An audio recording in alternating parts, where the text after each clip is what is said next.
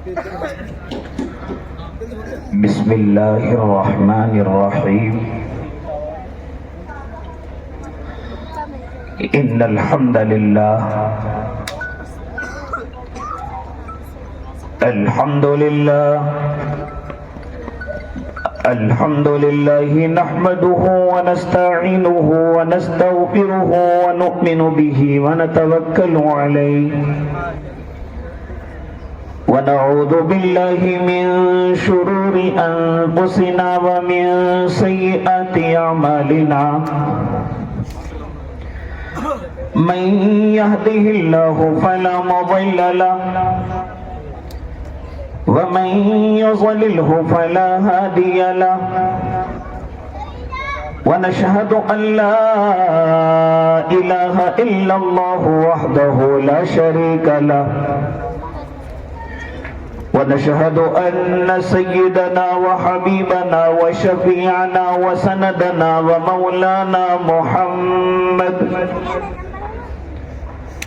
أرسله بالحق بشيرا ونذيرا وداعيا إلى الله بإذنه وسراجا منيرا وصلى الله تعالى على خير خلقه محمد وعلى آله وأصحابه وأزواجه وذرياته وسلم تسليما كثيرا كثيرا أما بعد فأعوذ بالله من الشيطان الرجيم بسم الله الرحمن الرحيم ما كان محمد أبا أحد من رجالكم ولكن رسول الله وخاتم النبيين عن أبي هريرة رضي الله تعالى عنه قال قال رسول الله صلى الله عليه وسلم اتق المحارم تكن أعبد الناس وارض بما قسم الله لك تكن أغنى الناس وأحسن إلى جارك تكن مسلما وأحب للناس ما تحب لنفسك تكن مؤمنا ولا تكثر الضحك فإن كثرة الضحك تميت القلب صدق الله العظيم وصدق رسوله النبي الكريم ونحن على ذلك من الشاهدين والشاكرين والحمد لله رب العالمين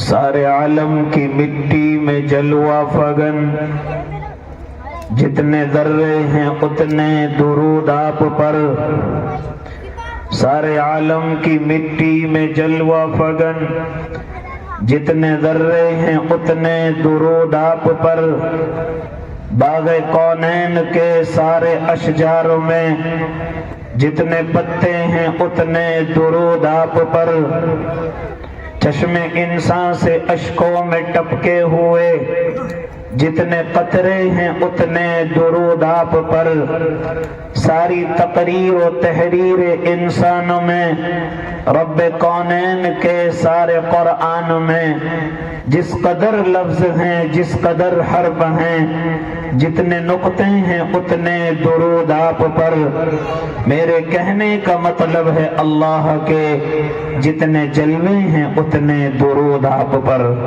اللہم صلی علی سیدنا محمد وعلی آل سیدنا محمد وبارک وسلم آپ تمام حضرات بھی ایک مرتبہ درود شریف پڑھ لیں باوقار علماء کرام معزز سامعین عظام عزیز دینی بھائیوں بزرگوں نوجوانوں اور معصوم بچوں آواز اگر پہنچ رہی ہے تو پاکیزہ اسلامی مائیں اور بہنوں ایک مرتبہ پھر حضرت اقدس حضرت مولانا عبدالسبحان صاحب دامت برکاتہم العالیہ کی محبتیں، حضرت قاری تنویر صاحب کی الفتیں آپ کے دیار میں حاضری کا شرف بخش رہی ہیں۔ دعا کریں اللہ صحیح کہنے کی اور ہم سب کو اس پر عمل کرنے کی توفیق عنایت فرمائے۔ میرے بھائی، میرے اور آپ کے آقا محمد عربی صلی اللہ علیہ وسلم اس زمین پر معلم بنا کر کے بھیجے گئے۔ خود فرمایا کرتے تھے انما بعثت معلما، مجھے تو سکھانے والا بنا کر کے بھیجا گیا ہے۔ تو میرے اور آپ کے آقا گاہے بگاہے اپنے صحابہ کے لیے نصیحتیں کرتے رہتے، کبھی سب کے سامنے، کبھی تنہائی میں، کبھی مخصوص ساتھیوں کو، کبھی اپنے سے زیادہ تعلق رکھنے والوں کو آپ گاہے بگاہے نصیحتیں فرماتے رہتے تھے۔ ہر کسی صحابی سے ایک ہی طرح سے محبت فرمایا کرتے تھے، اس قدر محبت فرمایا کرتے تھے کہ صحابہ کو یہ لگتا تھا کہ میرے آقا مجھ سے سب سے زیادہ محبت کرتے ہیں۔ کبھی کسی صحابی کو یہ احساس نہیں ہوا کہ میرے سے محبت ذرا کم ہے، مجھ سے محبت ذرا تھوڑی ہے، فلاں صحابی سے زیادہ ہے۔ میرے آقا کا انداز زندگی گزارنے کا اور اپنے صحابہ کے بیچ میں رہنے کا کچھ اس طریقے سے تھا کہ آپ کسی کو ایسا محسوس نہ ہونے دیتے کہ آپ کسی سے کم محبت کرتے ہیں، کسی سے زیادہ محبت کرتے ہیں۔ اور پھر صحابہ بھی اپنے آقا سے اس طرح سے محبت فرماتے کہ کئی دن کے بھوکے اور پیاسے بھی رہتے، کئی دن کی پیٹ کے اندر خوراک نہ پہنچتی، کوئی غم نہیں، کوئی حزن نہیں، ذرا سی دل پہ مایوسی نہیں، ذرا سی زبان پر کوئی شکایت نہیں، بلکہ تمنا یہ کرتے کہ ہمیں کھانوں کی ضرورت نہیں، ہمیں مشروبات کی ضرورت نہیں، بس کسی طریقے سے محمد عربی اپنے چہرے انور کو پردہ مطہرہ سے نکالے اور اپنے چہرے انور کو ظلف انور سے نکالے اور نکال کر کے ارشاد فرمائیں کہ آج اللہ نے تمہارے لیے یہ وحی اتاری ہے، قرآن کا یہ ٹکڑا اتر کر کے آیا ہے، آج میں تمہیں یہ نصیحت کرنے کے لیے یہاں جمع کیے ہوئے ہوں۔ صرف آقا اتنی سی بات کہہ دیں تو فرماتے تھے رب کعبہ کی قسم ہماری کئی دن کی بھوک ختم ہو جایا کرتی، ہماری کئی دن کی پیاس ختم ہو جایا کرتی جب آقا آ کر کے کوئی نصیحت کرتے، آقا آیت کا کوئی ٹکڑا سناتے، آقا کوئی وحی جو نازل ہوئی اور اپنے صحابہ کو آ کر کے بتاتے۔ صحابہ فرماتے ہیں ایسی حلاوت ان لفظوں میں ہوتی، ایسی حلاوت ان لفظوں میں اور ان تلاوت میں ہوتی کہ ہم کئی دن کی تکان کو اور کئی دن کی بھوک اور پیاس کو اللہ اور اس کے محبوب کی محبت میں بھول جایا کرتے تھے۔ اس قدر میرے اور آپ کے آقا سے صحابہ محبت فرمایا کرتے تھے کہ آج تک ان کی محبتوں کی مثال اس زمین پر نہ پہلے کوئی پیش کر سکا، نہ قیامت تک کوئی پیش کر سکے گا۔ اس قدر محبت فرمایا کرتے تھے کہ صلح حدیبیہ کے موقع پر ایسا صحابہ کا انداز کفار مکہ نے دیکھا تھا اور سہل جیسے کفار مکہ کے اندر آ کر کے کہہ رہے تھے اے کفار مکہ ذرا غور سے سن لو، جس قدر اصحاب پیغمبر اپنے محبوب سے محبت کرتے ہیں، ہم نے اس زمین پر کسی درباری کو ایسی محبت کرتے ہوئے نہیں دیکھا ہے جیسے میں نے اپنی آنکھوں سے اصحاب پیغمبر کو محبوب سے محبت کرتے ہوئے دیکھا ہے۔ ارے محمد عربی اگر کوئی اشارہ کرے تو تمام صحابہ اس اشارے کو مکمل کرنے کے لیے دوڑ پڑے۔ فرماتا ہے اور میں نے ایسا دیکھا ہے کہ اگر محمد عربی اپنا لعاب پہن ڈالے تو زمین پر نہیں گرنے پاتا، کوئی بھی صحابی اپنے ہاتھوں پر لیتا ہے اور اپنے چہرے اور بدن پر مل لیتا ہے۔ کہتے ہیں کفار مکہ ہم نے محبت کا یہ انداز دیکھا ہے کہ اگر محمد مستعمل کو زمین پر گرنے نہیں دیتے، صحابی اپنے ہاتھوں میں لے لیتے ہیں اور ان کو اپنے کبھی سینے پر لگاتے ہیں، کبھی اپنے چہرے پر مل لیتے ہیں، کہتے ہیں اے لوگوں، میں نے محمد عربی سے جیسی محبت کرتے ہوئے صحابہ کو دیکھا ہے، اس زمین پر کسی کو ایسی محبت کرتے ہوئے نہیں دیکھا، نہیں دے سکا کوئی ایسی مثالیں، نہیں پیش کر سکا محبتوں کی اس طرح سے مثالیں۔ آؤ مختصر سے وقت میں گفتگو کرتا چلوں تو میرے اور آپ کے آقا اپنے صحابہ کو اکٹھا کر کے فرمایا کرتے تھے، کبھی نصیحتیں کرتے، کبھی آیتیں سناتے، کبھی جو نازل ہوئی وہ آیتیں اپنے صحابہ کو بتاتے، تو صحابہ فرماتے ہیں کہ ہماری تکن دور ہو جاتی، ہماری بھوک اور پیاس ختم ہو جاتی جیسے میرے آقا ان لفظوں کو سناتے۔ اسی لیے اللہ کے نیک بندو پھر صحابہ بھی ایسی محبت کرنے لگے۔ آؤ ایک دو مثالیں دیتا چلوں، ذرا سنتے چلے جائیں۔ کیا فرماتے حضرت عثمان ابن عفان کہ ایک مرتبہ میں نے اپنے محبوب کی دعوت کی ہے، اپنے محبوب کی دعوت میں کہا آقا آج آپ کی میرے گھر پر دعوت ہے، آج آپ کو میرے گھر پر چلنا پڑے گا۔ میرے آقا نے دعوت کو قبول کیا، اور کیوں نہ قبول کرتے، مسلمانوں کے مسلمانوں پر بڑے حقوق ہیں، ان میں سے ایک حق یہ ہے کہ اگر کوئی مسلمان بھائی کی دعوت کرتا ہے منع نہ کیا جائے، ارے یہ ہمارا آدمی نہیں ہے، یہ ہماری دعوت میں نہیں آیا تھا، یہ ہمارے خاندان کا نہیں ہے، ہم نے بھی اس کی دعوت کی تھی، یہ ہمارے پاس نہیں آیا تھا۔ نانا اللہ کے نیک بندو بڑی تیزی کے ساتھ اگر چاہتے ہو محبتیں آپس میں چاہتے ہو تو ان بدلوں کی زندگی کو ختم کرو۔ وہ آیا تھا تو میں جاؤں گا، وہ آیا تھا تو میں جانے کی کوشش کروں گا، اس نے پیسے دیے تو میں بھی دوں گا، یہ بدلے کرنے کی کوشش ختم کر دو۔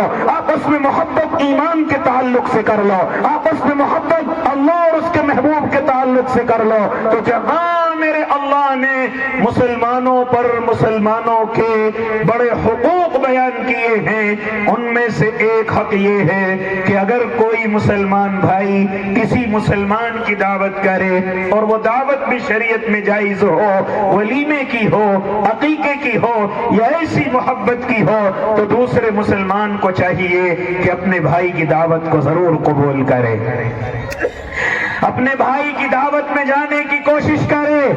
ولیمے کی دعوت پہ علماء فرماتے اپنے اوپر واجب سمجھے، عقیقے کی دعوت کو علماء فرماتے اپنے لیے سنت سمجھے۔ ہاں دیگر جو دعوتیں ہمارے گھروں میں چل پڑی ہیں اگر چاہے تو ان سے بچ جائے، اور چاہے نہیں کوئی ناراض ہو یا نہ ہو، ہاں ان دعوتوں کو قبول کرنے کی کوشش نہ کرے۔ آج مسلمانوں کے اندر نہ جانے کس کس طرح کی دعوتیں پیدا ہو گئی ہیں، یہ منڈے کی دعوت ہے، یہ سگائی کی دعوت ہے، یہ ہلدی کی دعوت ہے، یہ جوڑی پہنانے کی دعوت ہے، ہاں یہ پہلی بار لڑکی آئی ہے اس کی دعوت ہے، ہاں لڑکی کے گھر میں بیٹا یا بیٹی پیدا ہوئی ہے یہ اس کی دعوت ہے، یہ برتھ ڈے کی دعوت ہے، یہ اینیورسری کی دعوت ہے۔ ان تمام دعوتوں پر لعنت بھیجے، یہ کوئی دعوتیں نہیں ہیں، ان میں جانے پر بھی کوئی ثواب نہیں ہے، بلکہ علماء تو یہ فرماتے ہیں کہ ان دعوتوں میں منع کرنے پر تجھے ثواب ملے گا۔ اس لیے اللہ کے نیک بندو، خیر میری بات دوسری طرف نکل جائے گی۔ کیا فرماتے ہیں حضرت عثمان ابن عفان، محبوب آج آپ کی میرے گھر پر دعوت ہے، میرے آقا نے دعوت کو قبول کیا اور آپ حضرت عثمان ابن عفان کے گھر پر چل پڑے۔ حضرت عثمان آج آپ کے قدموں کی طرف دیکھ رہے تھے، آج آپ کے قدموں سے نظر نہیں ہٹا رہے تھے، آپ نے دعوت کو قبول کیا، دعوت کو نوش کیا، آپ گھر سے واپس آ گئے۔ چنانچہ ایک صحابی عرض کرتے ہیں آقا آج ہم نے حضرت عثمان کو دیکھا کہ آپ کے قدموں سے نظر نہیں ہٹا رہے تھے، آپ جب چل رہے تھے آپ کے قدموں کی طرف نظریں جمی ہوئی تھی۔ میرے آقا حضرت عثمان سے فرماتے ہیں اے عثمان کیا وجہ ہے، آج تم میرے قدموں سے نظر نہیں ہٹا رہے تھے، آج تم میرے پیروں سے نظر نہیں ہٹا رہے تھے۔ قربان جاؤں صحابہ کی محبت پر، کیا فرماتے حضرت عثمان ابن عفان، اللہ کے نبی آج جب میں اپنے میرے گھر کی دعوت کو قبول کیا میری خوشی کی انتہا نہ رہی، میں اتنا خوش ہوا آقا کہ آپ کے حجرے سے میرے گھر تک آپ نے جتنے قدم رکھے ہیں آقا میں نے محبت میں خوش خوشی میں اتنے غلاموں کو آزاد کر دیا ہے۔ آج مجھے آپ کے میرے گھر پر آنے کی اتنی خوشی محسوس ہوئی میرے محبوب، آپ نے جتنے قدم رکھے میں نے غلاموں کو آزاد کیا ہے۔ یہ تھی صحابہ کی محبتیں۔ کیا کوئی مثالیں پیش کر سکتا ہے؟ کیا کوئی اس طرح کی مثالیں دنیا کے اندر دے سکتا ہے؟ اے اللہ کے نبی کے دیوانوں، جس طریقے سے صحابہ اپنے محبوب سے محبت فرماتے تھے، اسی طریقے سے میرے صحابہ بھی، میرے محبوب کے ساتھی بھی اسی طریقے سے محبت کرتے، اور میرے آقا بھی ایسی محبت فرماتے۔ اگر آپ امامت کے مصلی پر ہیں تو آپ کو یاد ہوتا تھا میرا کون سا صحابی نماز میں ہے، میرا کون سا صحابی غیر حاضر ہے، میرا کون سا صحابی کدھر پڑھتا ہے، میرا کون سا صحابی کدھر نیت باندھتا ہے۔ میرے آقا کو سب علم ہوتا تھا، یہاں تک کہ آپ تمام صحابہ پر نظریں جماتے، کون صحابی مسجد میں آیا ہے، کون نہ آیا ہے۔ ہاں، ایک مرتبہ حضرت طلحہ بن برا رحمۃ رضی اللہ تعالیٰ عنہ میرے آقا کے چہیتے صحابی ہیں، میرے آقا کے نور نظر ہیں، میرے آقا سے محبت کرتے ہیں، میرے آقا بھی ان سے محبت کرتے ہیں۔ فرماتے ہیں کہ ایک مرتبہ اللہ کے نبی صلی اللہ علیہ وسلم شام کے وقت میں نماز کا سلام پھیرتے ہیں۔ حضرت طلحہ اکثر آپ کے دائیں ہاتھ پر نماز پڑھتے ہیں، اکثر آپ کے دائیں ہاتھ پر کھڑے ہوتے ہیں، لیکن ایک دن میرے آقا دیکھتے ہیں کہ آج میرا طلحہ نماز کے اندر نہیں ہے، کہاں ہے؟ صحابہ سے معلوم کرتے ہیں، اے میرے صحابہ، آج میرا طلحہ بن برا رضی اللہ تعالی عنہ نظر نہیں آ رہا ہے۔ اے میرے صحابہ بتلاؤ وہ میرا صحابی کہاں ہے؟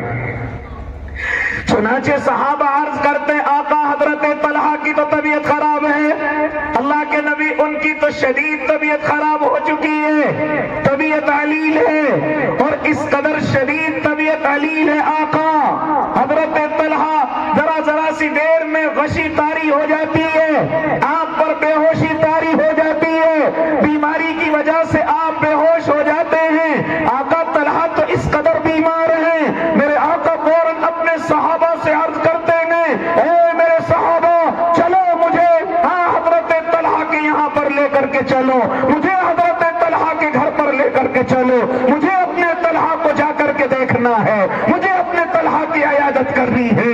اے اللہ کے نیک بندو، آج تو ہم یہ عیادت کرنے کی ثواب کو بھی دنیا کی دوسری طرف رکھ چکے ہیں، آج ہمیں عیادت کا ثواب معلوم نہیں۔ اگر کوئی مالدار بیمار ہوتا ہے تو میں اور آپ گھروں کے چکر لگا دیتے ہیں، ہاسپٹلوں کے چکر لگا دیتے ہیں، ہیلپ روڈ سے ان کو خوب بھر دیتے ہیں، لیکن اگر ہمارا کوئی غریب پڑوسی بیمار ہو جائے ہمیں دیکھنے کی ضرورت نہیں، ہمارا غریب رشتہ دار بیمار ہو جائے ہمیں جانے کی ضرورت نہیں۔ آج میرے اور آپ کے حالات یہ ہیں، اے اللہ کے نیک بندو، حالانکہ عیادت کرنا کتنا بڑا ثواب ہے۔ آؤ معلوم کرو علماء سے، آؤ معلوم کرو دعوت کے ساتھیوں سے، جو صبح کو اپنے مشورے کے رجسٹر میں بھی لکھ کر کے رکھتے ہیں کہ آج کن کن ساتھیوں نے عیادت کی ہے۔ ہاں، ملاقاتیں تو سب نے کی ہیں، تشکیل تو سب نے کی ہے، لیکن میرے دعوت کے ساتھی ایک اور کھانا بنا کر کے رکھنے لگے ہیں۔ اللہ انہیں اجر عظیم عطا فرمائے، ان سنتوں کو زندہ کرنے لگے ہیں۔ ان میں سے ایک کھانا میں نے اکثر دعوت کے ساتھیوں کا یہ دیکھا ہے کہ اس میں عیادت کا کھانا لکھ کر کے رکھتے ہیں۔ بتاؤ آج کس کس نے عیادت کی؟ ان کو معلوم ہے عیادت کا کتنا بڑا ثواب ہے۔ کیا فرماتے تھے میرے آقا، اگر کوئی مسلمان اپنے مسلمان بھائی کی عیادت کرتا ہے، جتنے قدم چل کر کے جاتا ہے اللہ ہر قدم پر ثواب عطا کرتا ہے، جو اس کے یہاں جا کر کے بیٹھتا ہے، اس کے پیشانی پر ہاتھ رکھتا ہے، اس کو دلاسا دیتا ہے۔ کیا فرماتے ہیں میرے آقا، 70,000 فرشتے شام تک اس کے لیے دعائیں مغفرت کرتے رہیں گے۔ 70,000 فرشتے دعائیں مغفرت کریں گے اگر تو کسی مسلمان کو بیماری کی حالت میں دیکھنے کے لیے جائے، اس کی عیادت کرنے کے لیے جائے۔ آج تو اس موبائل نے میرے اور آپ کے بڑے ثواب کو ختم کر دیا ہے۔ ان میں سے ایک ثواب کا خاتمہ یہ عیادت بھی ہے، یہ میرے آقا کی سنت بھی ہے کہ اگر کوئی مسلمان کسی مسلمان بیمار کو دیکھنے کے لیے جاتا ہے تو کیا فرماتے تھے میرے آقا، 70,000 فرشتے تیرے لیے دعائیں مغفرت کریں گے شام تو صبح تک 70,000 فرشتے تیرے لیے دعائیں مغفرت کرتے رہیں گے۔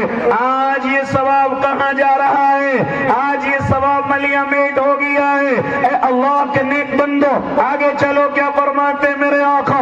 اپنے صحابہ کو اکٹھا کرتے ہیں، اپنے صحابہ سے کہتے ہیں کہ مجھے حضرت طلحہ کو دیکھنے کے لیے جانا ہے، میرا طلحہ بیمار ہو گیا ہے، میرے طلحہ کو غشی طاری ہوتی ہے، چلو میرے صحابہ مجھے حضرت طلحہ کے پاس لے کر کے چلو۔ اللہ کے نبی عشاء کی نماز ادا کر کے اپنے صحابہ کے ساتھ حضرت طلحہ کے گھر پر پہنچتے ہیں۔ حال یہ کہ حضرت طلحہ بیماری کی وجہ سے بے ہوش ہیں، آپ کوئی کلام نہ کر سکے، آپ کوئی بات نہ کر سکے۔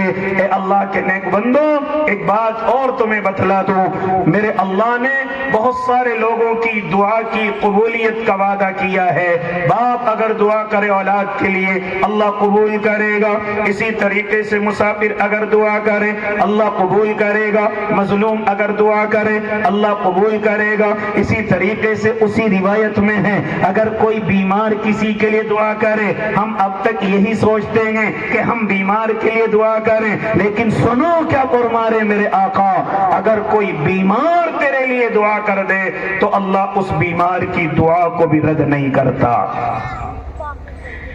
یہ تو مجھے اور آپ کو یاد ہے کہ میں اور آپ بیمار کے لیے دعا کریں، لیکن اگر بیمار میرے اور آپ کے لیے دعا کر دے اللہ اس دعا کو رد نہیں کرتا۔ اس لیے بیماروں کے پاس جاؤ، قدموں کا ثواب پاؤ، بیماروں کے پاس جاؤ، 70,000 فرشتوں کو دعائیں مغفرت میں پاؤ۔ بیماروں سے اگر دعا کراؤ تو اللہ اس دعا کو کبھی رد نہیں کرے گا، کبھی واپس نہیں کرے گا۔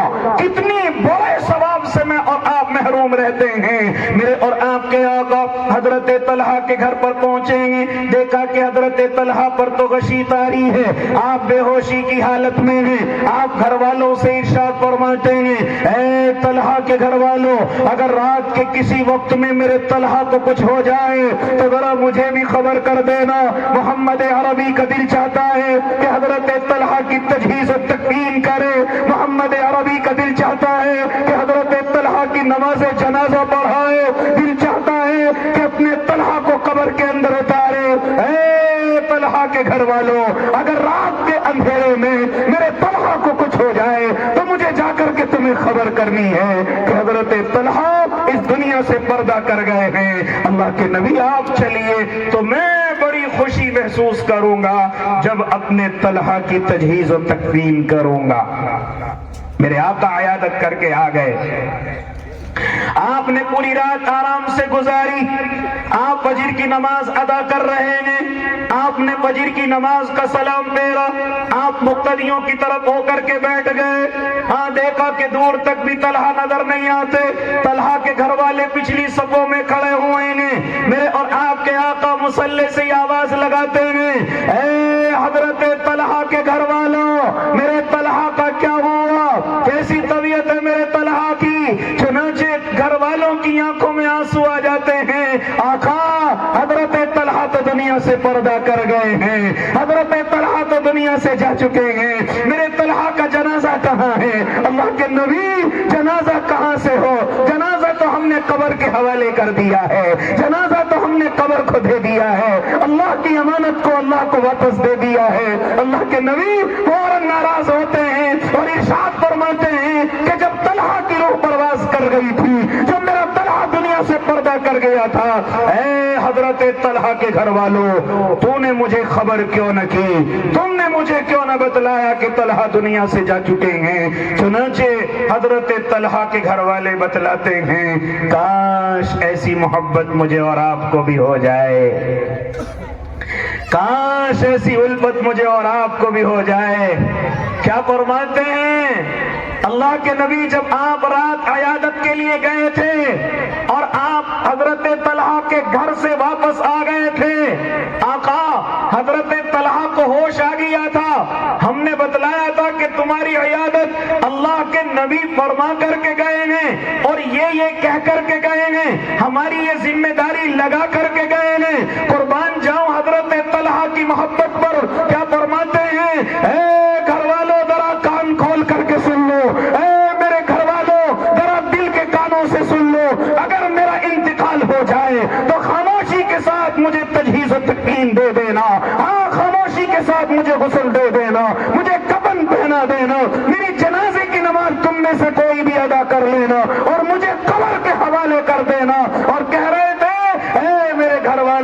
نہیں چاہتا کہ میرے آقا آرام میں ہو اور میرے جنازے کی وجہ سے میرے آقا کے آرام میں کوئی خلل واقع ہو جائے۔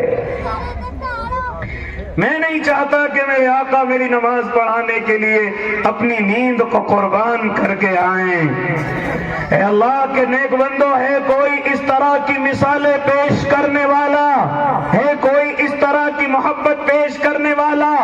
آج تو میرے اور آپ کے جنازے نہ جانے کتنے کتنے وقت تک گھروں کے اندر رکھے ہوئے ہیں، فلاں رشتہ دار آنے والا ہے، فلاں مہمان آنے والا ہے، لیکن جب صحابہ نے سن لیا کہ میرے آقا کا طریقہ یہ ہے، میرے محبوب کا حکم یہ ہے کہ جو دنیا سے رخصت ہو جائے، تاخیر کرنے کی ضرورت نہیں، تاخیر کرنے کی اجازت نہیں، اللہ کی امانت کو فوراً اللہ کو دے دیا جائے، کسی مہمان کے آنے کا انتظار کرنے کی ضرورت نہیں، کوئی جنازے کا لمبا وقت رکھنے کی ضرورت نہیں، بلکہ جیسے اللہ کی امانت نے، اللہ کی امانت کو اللہ نے واپس لیا ہے، فوراً ہم بھی اللہ کی امانت کو قبر کے حوالے کر دیں کہ جس طریقے سے صحابی اگر چاہتے تو اپنی جنازے کی نماز اللہ کے نبی سے ادا کراتے، لیکن نہیں، میرے آقا کا حکم یہ ہے کہ جیسے دم نکلے تھوڑی دیر کے بعد فوراً قبر کے حوالے کر دیا جائے۔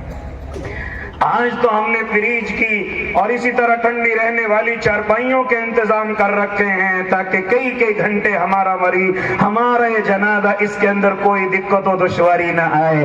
یاد رکھنا میرے بھائی، یہ ساری چیزیں شریعت کے خلاف ہیں، اللہ کے دین کے خلاف ہیں۔ خیر، میرے اور آپ کے آقا محمد عربی کو جب معلوم ہوا میرا طلحہ دنیا سے رخصت ہو گیا، تجہیز و تکفین بھی ہو گئی، آپ کو قبر کے حوالے کر دیا، آپ اپنے صحابہ کو ساتھ لیتے ہیں، قبرستان پہنچتے ہیں اور پہنچ کر کے حضرت طلحہ کی قبر کے پاس کھڑے ہو جاتے ہیں اور زارو قطار آنسو آپ کی آنکھوں سے جاری ہوتے ہیں، اور کیا فرما رہے ہیں اپنے اللہ سے، اے میرے اللہ، میں اپنے طلحہ سے راضی ہوں، تو بھی میرے طلحہ سے راضی ہو جانا۔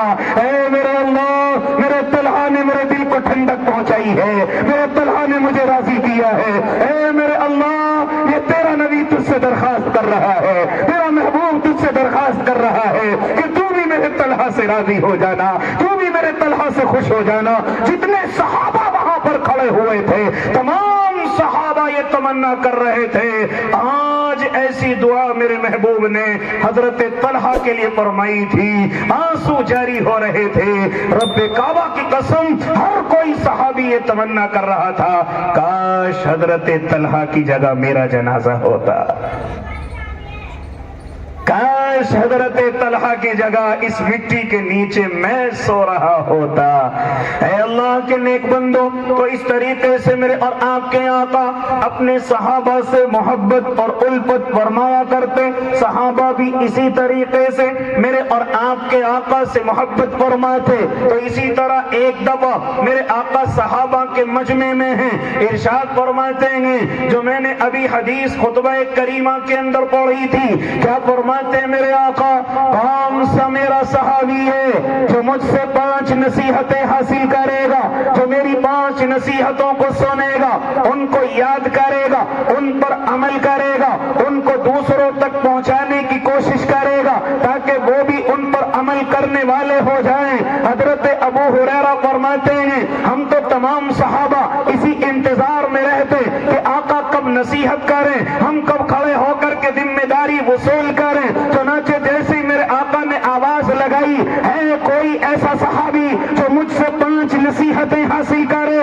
جو مجھ سے 5 نصیحتیں سنے، ان کو یاد کرے اور ان پر عمل کرے، ان کو دوسروں تک پہنچانے کی کوشش اور محنت کرے تاکہ دوسرے بھی ان پر عمل کرنے والے ہو جائیں۔ حضرت ابو ہریرہ فرماتے ہیں کہ میرے دل کے اندر خیال آیا کہ کہیں کوئی اور دوسرا ہاتھ نہ اٹھا لے، کہیں کوئی اور دوسرا اپنی ذمہ داری نہ لے لے، اس لیے فرماتے حضرت ابو ہریرہ، میں فوراً کھڑا ہو گیا، آقا وہ 5 نصیحتیں مجھے کیجیے، وہ 5 نصیحتیں مجھے سنائیے، وہ 5 نصیحتیں مجھ کو دیجیے، اللہ کی قسم میں یاد بھی کروں گا، عمل بھی کروں گا اور دوسروں تک پہنچانے کی محنت بھی کروں گا۔ میرے آقا نے پہلی نصیحت فرمائی۔ علماء اس حدیث کے ضمن میں فرماتے ہیں کہ کہ اگر آج بھی اللہ کا بندہ ان نصیحتوں کو یاد کر لے، اپنی زندگی کے اندر لے کر کے آ جائے، تو اس کی زندگی بھی سکون سے گزرے، اس کی آخرت بھی مزے میں گزرے، یعنی دنیا اور آخرت کا اس کو سکون مل جائے۔ انہی کے تعلق سے 5 نصیحتیں میرے آقا ارشاد فرما رہے ہیں۔ پہلی نصیحت فرمائی، وقت بڑی تیزی کے ساتھ آگے بڑھ گیا، میں اور مختصراً عرض کرتا چلوں۔ پہلی نصیحت فرمائی میرے اور آپ کے آقا نے، اتق المحارم تکن اعبد الناس۔ کیا فرما رہے میرے آقا؟ ہر کوئی آج بندہ تمنا کرتا ہے میں عبادت گزار ہو جاؤں، میں سب سے زیادہ عبادت کرنے والا ہو جاؤں، ہاں میں دنیا میں بھی اور اللہ کی نظروں میں سب سے بڑا عابد بن جاؤں، عبادت کرنے والا بن جاؤں۔ کیا فرما رہے میرے آقا؟ ایسے لوگوں کو جن کی تمنا ہے کہ وہ اس زمین کے سب سے بڑے عبادت گزار ہو جائیں، تو میرے آقا نے ان کے لیے پہلی نصیحت ارشاد فرمائی، اتق المحارم تکن اعبد الناس۔ حرام کاموں کو چھوڑ دو، تم اس زمین کے سب سے بڑے عبادت کرنے والے ہو جاؤ گے۔ تہجد کو نہیں فرمایا، اشراق اور اوابین کو نہیں فرمایا، ہر وقت ہاتھ میں تسبیح کو نہیں فرمایا، ہر وقت سجدے نہیں فرمائے، بلکہ کیا فرما رہے ہو نوجوانوں؟ کیا فرما رہے اللہ کے نیک بندوں؟ سب سے بڑے عبادت گزار بننا چاہتے ہو؟ حرام کاموں کو چھوڑ دو، حرام کاموں کو چھوڑ دو۔ آج اللہ کا نیک بندہ عبادتیں کرنے کی تو کوشش کرتا ہے، لیکن حرام کاموں سے اپنے آپ کو بچانے کی کوشش نہیں کرتا، گناہوں سے اپنے آپ کو بچانے کی کوشش نہیں کرتا۔ اسی لیے تو آج ہمیں شکایت رہتی ہے، ارے ویسے تو نمازی ہے، ویسے تو بلا حاجی ہے، ویسے تو حضرت ہے، ویسے تو اس کے پاس اتنی دین کی چیزیں ہیں، لیکن گناہوں کو نہیں چھوڑتا۔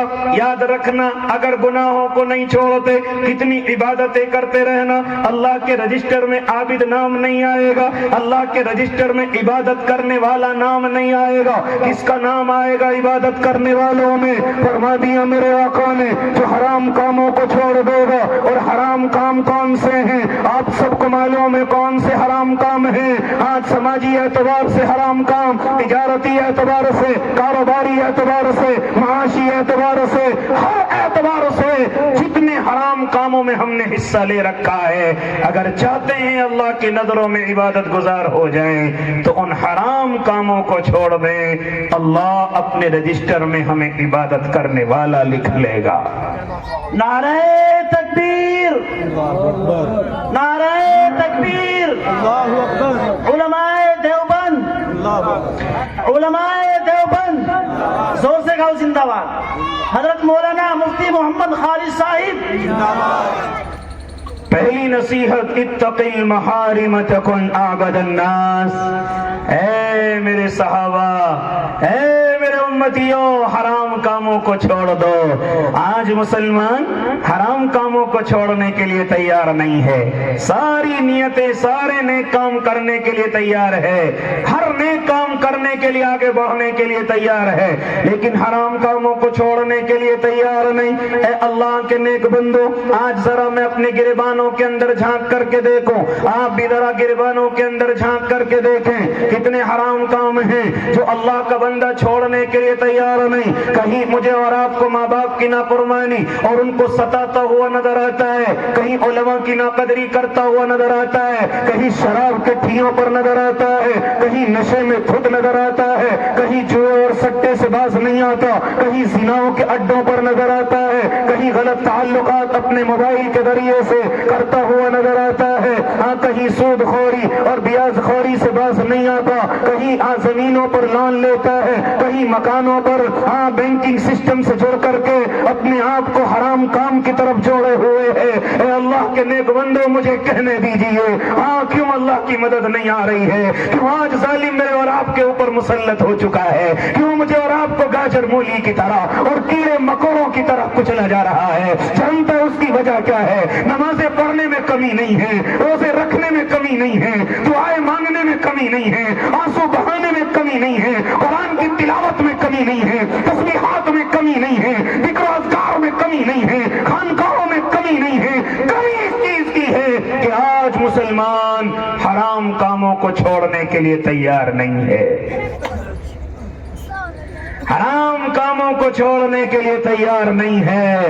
اتقی محارم تکن اعبد الناس، ورنہ تیرا حال تو یہ تھا کہ اگر تو 2 رکعتیں پڑھ لیا کرتا تھا تو اللہ دنیا کے نظام کو بدل دیا کرتا تھا۔ تیرا حال تو یہ تھا کہ اگر تو گرم آنسو اپنی آنکھ سے نکال دیتا تو ظالم وہیں پر ملیہ میٹ ہو جایا کرتا تھا۔